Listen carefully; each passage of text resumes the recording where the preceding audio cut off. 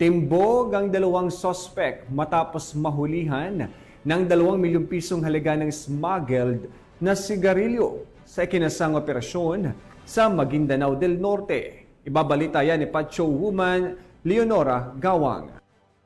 Sabat ang 2 milyon halaga ng smuggled cigarettes mula sa dalawang individual sa isinagawang anti-smuggling operation ng mga operatiba sa Barangay Dinaig Proper Dato Udin Sinswat, Maguindanao del Norte nito lamang ika-25 ng Abril taong kasalukuyan.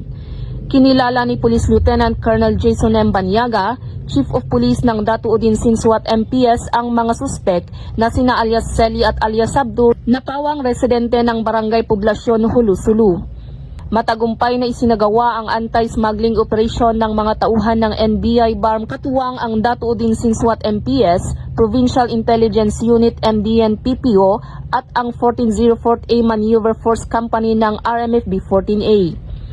Nakumpiska sa operasyon ang tinatayang 100 kahon ng assorted smuggled cigarettes na walang kaukulang mga dokumento at may kabuuang halagang 2 milyon pesos.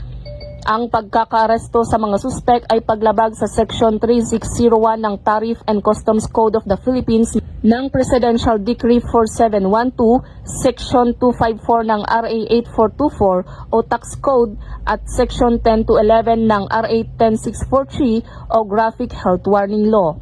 Sa kasalukuyan, ang mga nakumpiskang kontrabando ay nasa pangangalaga na ng NBI BARM para sa kaukulang disposisyon.